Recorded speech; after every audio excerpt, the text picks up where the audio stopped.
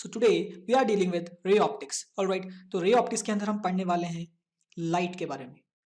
ठीक है, आपको पता है पहले से कि लाइट क्या है। लाइट क्या है? लाइट एक इलेक्ट्रोमैग्नेटिक वेव है। ठीक है, लाइट क्या है? इलेक्ट्रोमैग्नेटिक वेव, जिसकी जो वेवलेंथ है वो 400 नैनोमीटर से 750 नैनोमीटर तक वेरी करती है। ठीक है, तो इसको विजिबल रेंज कहते हैं, विजिबल रेंज ऑफ लाइट। ठीक है, तो 400 से 750 नैनोमीटर की जो भी वेवलेंथ की जो वेव्स हैं उसको हम क्या बोलेंगे? लाइट बोलेंगे, जिससे हम पूरी दुनिया देखते हैं, जो हमारे साथ, हमारी आंखों के साथ जो इंटरेक्ट करती है। ऑलराइट, तो लाइट की जो बेसिक प्रॉपर्टीज हैं वो आपको पता होना चाहिए। वैसे पता ही होगा बट मैं फिर भी बता देता हूँ कि जो लाइट है वो स्ट्रेट लाइन के अंदर ट्रेवल करती है, स्ट्रेट लाइन के अंदर।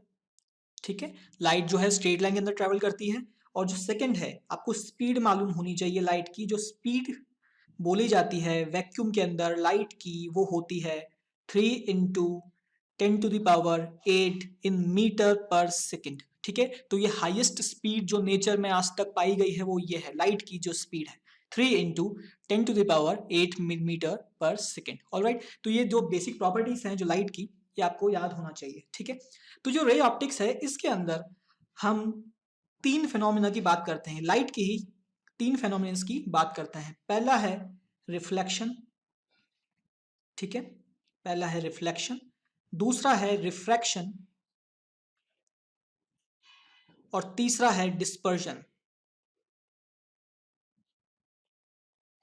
ठीक है, तो इसके अंदर जो रिफ्लेक्शन है ये अभी एनसीईआरटी ने सीबीएसई बोर्ड के लिए कम से कम हटा दिया है। ठीक है, तो हमें अभी जो रिफ्रैक्शन और डिस्पर्शन ही पढ़ना है सीबीएसई बोर्ड के लिए। तो अगर दूसरे बोर्ड्स के बच्चे जो रिफ्लेक्शन पढ़ना चाहते हैं उनके लिए अलग से वीडियो बन जाएगा। ठीक है, पर फिलहाल सीबीएसई बोर्ड के लिए रिफ्रैक्शन और डिस्पर्शन ही सिलेबस के अंदर है, तो हम इन्हीं को ही डील करेंगे। तो आज सबसे पहला जो टॉपिक इस रे ऑप्टिक्स के अंदर पढ़ेंगे वो है रिफ्रैक्शन। ऑलराइट, क्या है वो?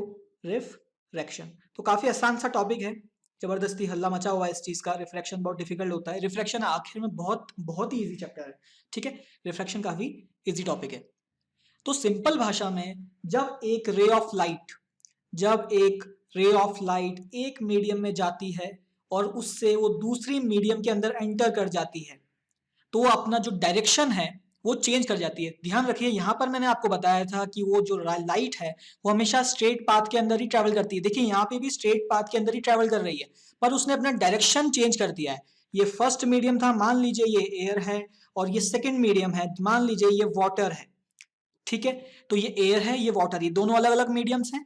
पहले रे जो है वो एयर के अंदर आ रही थी, ट्रेवल कर रही थी, और उसने वो ही रे अब वाटर के अंदर एंटर कर गई, तो उसने अपना डायरेक्शन चेंज कर लिया, पर अभी भी वो स्ट्रेट लाइन के अंदर ही है। इसी फेनोमेना को हम बोलते हैं रिफ्रैक्शन। सिर्फ इतना ऐसा ही है रिफ्रैक्शन। आगे इसके फॉर्मुलेस हैं, जो 2-3 फॉर्मुलेस आपको याद करना है, उसका डेरिवेशन में आपको बता दूंगा। ठीक है, काफी क्वेश्चन इससे पूछे जाते हैं, तो काफी इंपॉर्टेंट पार्ट है। ठीक, तो यहां पर जो मैंने बनाया है ये जो चीज है ये एक इंटरफेस है, किसको सेपरेट कर रहा है? एयर और वाटर को। ये दो मीडियम्स हैं। रिफ्लेक्शन हमेशा दो मीडियम के बीच में ही स्टडी करा जाता है। अगर एक ही मीडियम के अंदर लाइट ट्रेवल कर रही है तो उसमें रिफ्लेक्शन का कोई सवाल पैदा नहीं होता। ठीक है, अगर लाइट एक मीडियम से दूसरे मीडियम में जाती है तो ही रिफ्लेक्शन का फेनोमेना अपने सामने आता है। तो यहाँ पर जो एयर और वाटर है इसके बीच में ये इंटरफेस, ये इसको सेपरेट करता है इन दोनों मीडियम्स को। अगर इस इंटरफेस के परपेंडिकुलर में एक नॉर्मल बना दूं, ठीक है, ये नॉर्मल बना दिया मैंने, ये नॉर्मल है, 90 डिग्री है इसका इंटरफेरेंस।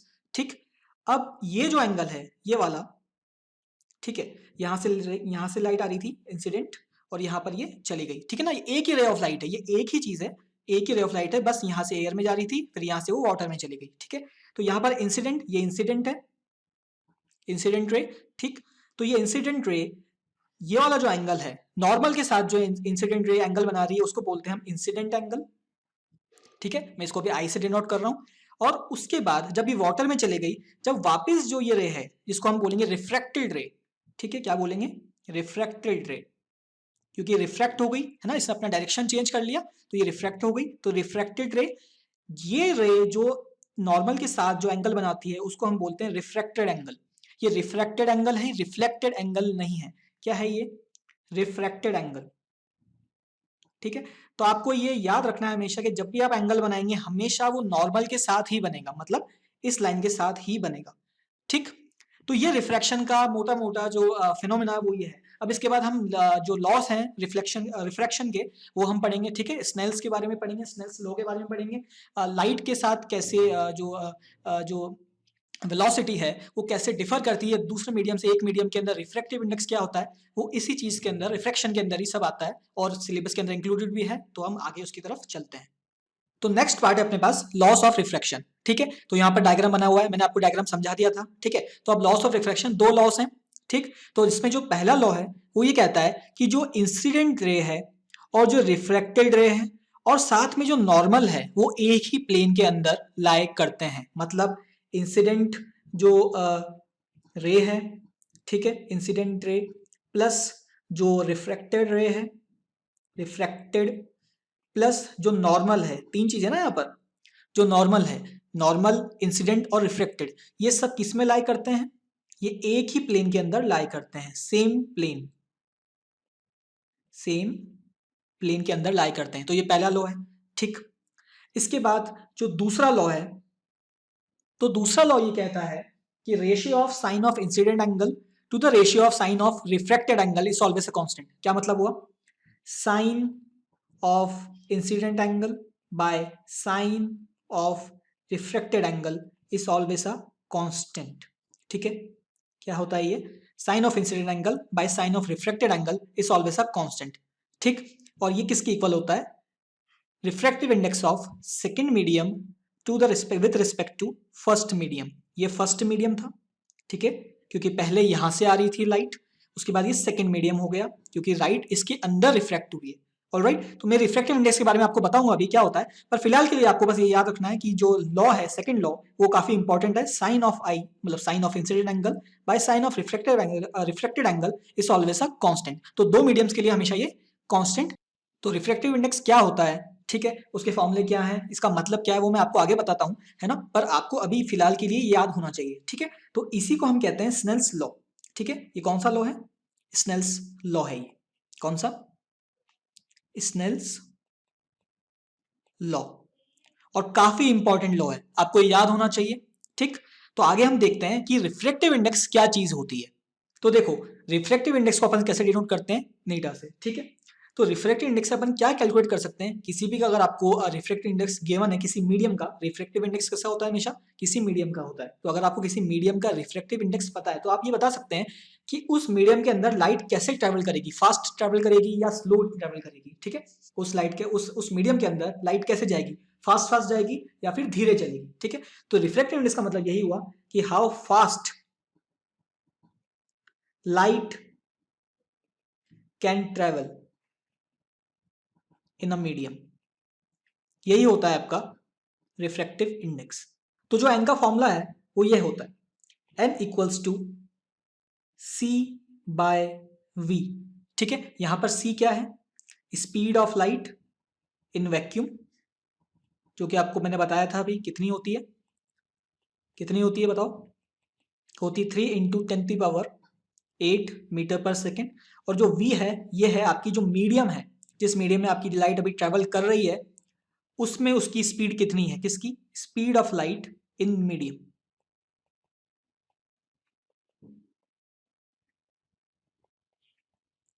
ठीक है। तो c बाय v, ठीक है। तो अब यहां से आप देख सकते हो, यहां से आप देखोगे तो आपको पता चलेगा कि मैंने क्या लिखा था, n equals to C by V. अब सोच के देखो, ये तो कांस्टेंट है, ठीक है, ये तो क्या है, कांस्टेंट है, ठीक है। डिफर क्या कर रहा है, v, मतलब जैसे जैसे v चेंज होगा वैसे वैसे n भी चेंज होगा।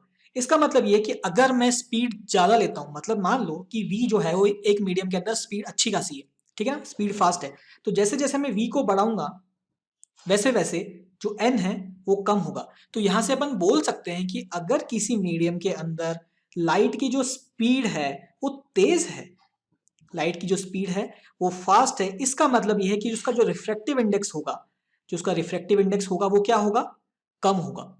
इसका मतलब अगर आपको दो मीडियम्स दे दिए जाएं, मान लीजिए आपको दो मीडियम दे दिए जाएं, एक n इक्वल्स टू 1 और एक n इक्वल्स टू 2, तो आपको ये इससे आइडिया लग जाना चाहिए कि अगर किसी मीडियम का रिफ्रैक्टिव इंडेक्स कम है, इसका मतलब यह है कि उसके अंदर जो लाइट है वो फास्ट ट्रेवल करेगी, ठीक है। मतलब इसके अंदर जो स्पीड होगी, मान लीजिए 1 है और ये 2 है, ठीक है। तो इसके अंदर जो फर्स्ट मीडियम है उसके अंदर लाइट जो है वो फास्ट ट्रेवल करेगी, फास्ट, और सेकंड मीडियम के अंदर वो कंपैरेटिवली फर्स्ट मीडियम के धीरे ट्रेवल करेगी। ठीक है। कैसे पता लगा अपन ने? क्योंकि यहां से अपन देख चुके हैं कि जैसे जैसे v बढ़ता है वैसे वैसे n कम होता है। तो अगर n की वैल्यू कम है तो वो जो वेलोसिटी है जो लाइट की उस मीडियम के अंदर वो तेज होगी। ठीक है। तो यहां से आपको एक और चीज पता लग सकती है, वो क्या कि n को मैंने बताया था c/v। तो आपको ये पता होना चाहिए कि जो c है वो सबसे मैक्सिमम वैल्यू है किसकी? लाइट की। और जो v है वो हमेशा c से कम ही होने वाला है। ठीक है ना। वैक्यूम से ज्यादा स्पीड का जो स्पीड है लाइट की वो किसी मीडियम के अंदर नहीं हो सकती। ऑलराइट। तो जो v है वो हमेशा कम होगा c से। इसका मतलब ये हुआ कि जो आपका जो n है वो हमेशा या तो इक्वल टू या फिर 1 से बड़ा ही होगा। ठीक है। इक्वल टू कब होगा? इक्वल टू तब होगा जब जो c है और v है वो क्या हो जाए? इक्वल हो जाए। तो अपन एयर के लिए जो एयर है उसके लिए अपन मान लेते हैं कि v जो है जो वेलोसिटी ऑफ लाइट है इन एयर उसको अपन मान लेते हैं अप्रोक्स वो c के बराबर ही होती है, वैक्यूम जितना ही होती है। ठीक है। तो उसलिए अपन कहते हैं कि जो n है एयर के लिए वो कितना है? 1 है, पर वाटर के लिए चेंज हो जाता है। ठीक है। तो n इक्वल्स टू 1 हो गया। इसका मतलब यह है कि जो आपका n है वो हमेशा 1 या 1 से बड़ा ही होगा। ठीक। पर अपन ने तो जो स्नेल्स लॉ लिखा था उसके अंदर तो अपन ने कुछ ऐसी चीज लिखी थी, n इक्वल्स टू 2 1। पर अभी तो मैंने आपको सिर्फ n1 n2 पढ़ा है, अभी 2 1 क्या बोला है?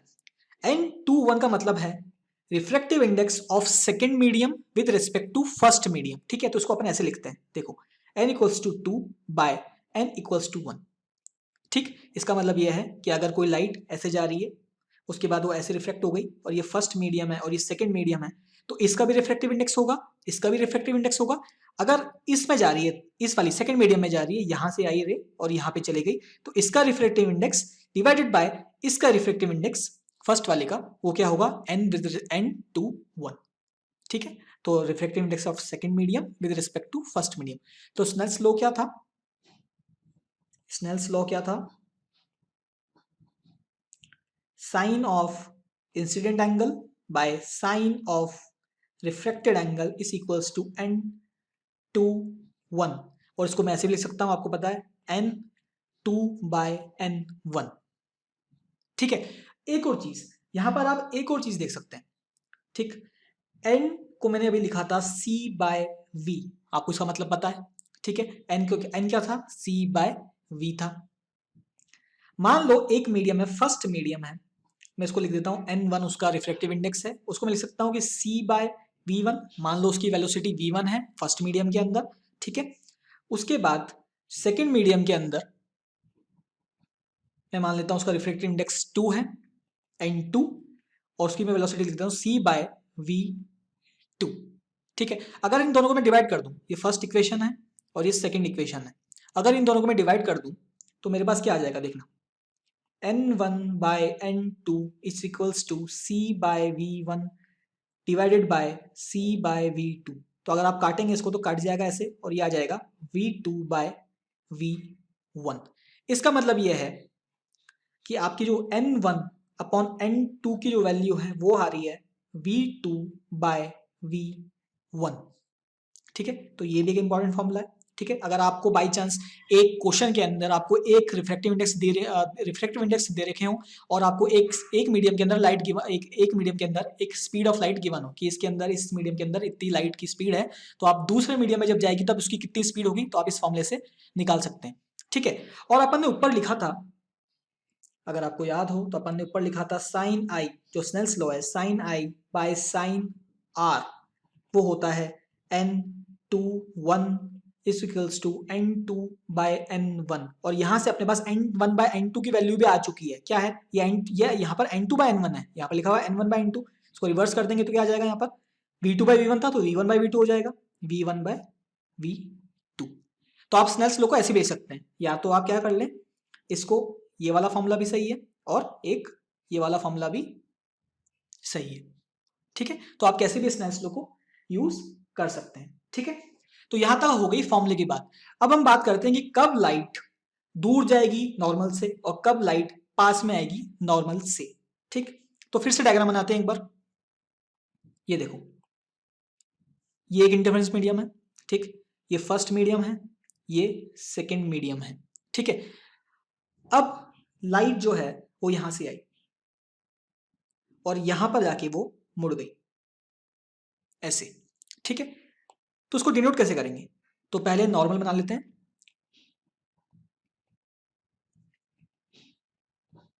ठीक है। ये हो जाएगा आपका आई और ये हो जाएगा आपका आर, इंसिडेंट एंगल और रिफ्लेक्टेड एंगल, ठीक है। और लाइट कहां से आ रही है? यहां से आ रही है और यहां पर जा रही है, ठीक है। अब देखो, इस लाइट को कहां जाना था? इस डायरेक्शन में जाना था भाई। Light travels in the straight light, in the straight line, ठीक है। तो इसको कहां जाना था? सीधा सीधा जाना था, पर ये मुड़ गई, ठीक है। तो इसलिए रिफ्लेक्टेड एंगल अलग आ गया, ठीक। अब इसको इधर जाना था, पर ये जो लाइट है वो इधर ही क्यों मुड़ी? मतलब ये नॉर्मल की तरफ ही क्यों मुड़ी? तो इसका एक रीजन है, ठीक है। वो रीजन कैसे डिफाइन होता है? रिफ्लेक्टिव इंडेक्स से। ये लाइट इधर डिफ्लेक्ट हुई है, इसका मतलब ये है कि ये जो मीडियम है, ये जो मीडियम है ये रेयरर रहा होगा और ये जो मीडियम है ये डेंसर रहा होगा। डेंसर और रेयरर का मतलब क्या है?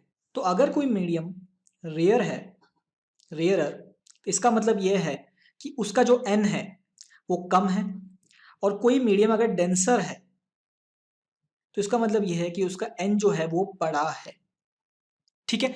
तो जब भी लाइट रेयर मीडियम से डेंसर मीडियम के अंदर जाएगी, जब हमेशा लाइट उसके पाथ जो फॉलो कर रही थी पहले उससे वो नॉर्मल की तरफ झुकेगी, नॉर्मल की तरफ बेंड होगी। तो यहां पर देख लो आप, ये रेयरर होगा और ये डेंसर होगा। इसलिए रेयरर से डेंसर में जाने तक ये जो लाइट है, जो पहले ये वाला जो रूट है वो फॉलो कर रही थी, ये झुक गई किसकी तरफ? नॉर्मल की तरफ झुक गई है, ठीक है। तो ये आपको ध्यान रखना है। और अगर उल्टा बात करें अपन, मान लो कि ये ऐसा बना देता हूं मैं, ये नॉर्मल बना दी, ठीक है। रे ऑफ लाइट यहां से गई, ठीक, और कैसे चली गई? ऐसे चली गई, यूं। तो यहां पर इंसिडेंट एंगल और रिफ्लेक्टेड एंगल कैसे लिखेंगे भाई? नॉर्मल से बनता है, तो ये आई और ये आर, ठीक है। तो आप देख पा रहे हो कि यहां पर इसको जो चलना था, चलना कैसे था इसको भाई? ऐसे चलना था, ठीक है। इसको जाना कैसे था? इस रे को कैसे जाना था? सीधा सीधा जाना था, पर ये नॉर्मल से और दूर चली गई। इसका मतलब क्या है कि ये जरूर डेंसर रहा होगा और ये रेयर होगा। भाई डेंसर और रेयर जो है ये रिलेटिव प्रॉब्लम्स है, ये रिलेटिव फिनोमेना, ठीक है। मतलब आप किसी को अगर रेयर बोल रहे हो तो ऑब्वियसली आप किसी को डेंसर बोल रहे हो साथ में, ठीक। तो ये आपको दोनों पॉइंट्स याद रखने हैं, ठीक है। तो अगर कोई रे ऑफ लाइट, अगर कोई रे ऑफ लाइट अगर रेयर मीडियम से डेंसर मीडियम में जाती है तो नॉर्मल की तरफ झुकेगी, नॉर्मल की तरफ बेंड होगी। और अगर कोई ray of light denser medium से रेयर मीडियम में जाती है तो वो नॉर्मल से दूर जाएगी, नॉर्मल से अवे बेंड होगी, ठीक है। तो ये काफी इंपॉर्टेंट फॉर्मूला है और आपको इसको याद रखना है। अब बात करते हैं लेटरल शिफ्ट की, ठीक है। तो लेटरल शिफ्ट भी एनसीईआरटी का पोर्शन है, इसके बारे में देख लेते हैं। देखो लेटरल शिफ्ट क्या होता है? लेटरल शिफ्टिंग मतलब जो लाइट है वो इंसिडेंट की डायरेक्शन में ही है, बट उससे शिफ्ट हो चुकी है, मतलब डिस्टेंस उसका थोड़ा अलग हो चुका है, पैरेलल हो चुकी है, ऐसा बोल सकते हो। तो उसको कैसे करेंगे? देखो, तो मान लो यहां पर एक मीडियम रखा है, ठीक है, ठीक। अभी मैं इसके रिफ्लेक्टेड इंडेक्स नहीं बता रहा हूं, आगे बताऊंगा, ठीक। मैं आपको कहता हूं कि यहां से एक रे ऑफ लाइट आई, देखो ऐसी आई, ठीक है। नॉर्मल नॉर्मल बना देते हैं, ठीक। और वो ऐसे चली गई, कैसे चली गई? ऐसे, ठीक है। उसके बाद यहाँ पे दूसरे मीडियम में, उसके बाद यहाँ पर भी वापस इंटरफेरेंस आ गया, ठीक है। यहाँ से भी बाहर निकल जाएगी तो यहाँ पर भी नॉर्मल बनाना पड़ेगा,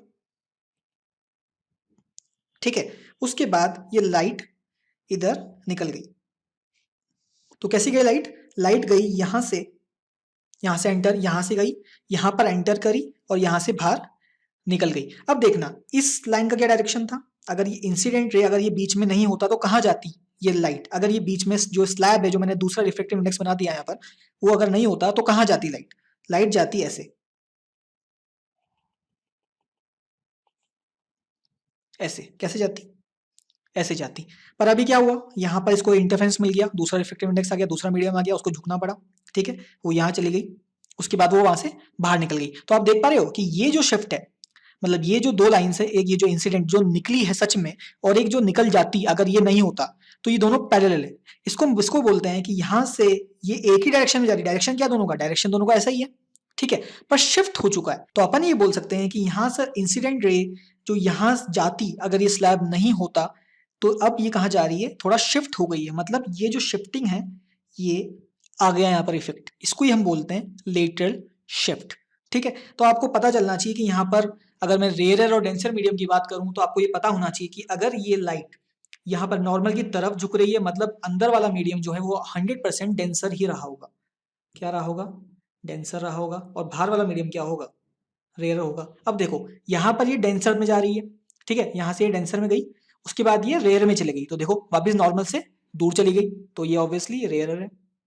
ठीक है, और ये डेंसर है। खैर ये तो दोनों एक ही मीडियम है, तो मैं समझा रहा हूँ आपको एक बात कि यहाँ पर ये जो डेंसर से जब रेयर में जाएगी, जब वो अवे फ्रॉम द नॉर्मल जाएगी, तो ये लेटरल शिफ्ट है। लेटरल शिफ्ट का सिर्फ इतना सा मतलब है कि जो डायरेक्शन है वो सेम रहेगी रे ऑफ लाइट की, बट शिफ्ट हो जाएगी। मतलब यहाँ पे ऐसे जा रही होती, डायरेक्शन उसका सेम ही है, डायरेक्शन अभी भी इसका सेम ही, इसका डायरेक्शन सेम है, पर ये शिफ्ट हो गई, मतलब कोई चीज पहले ऐसे जा रही थी, अब वो ऐसे जा रही है, मतलब ये शिफ्ट आ गया।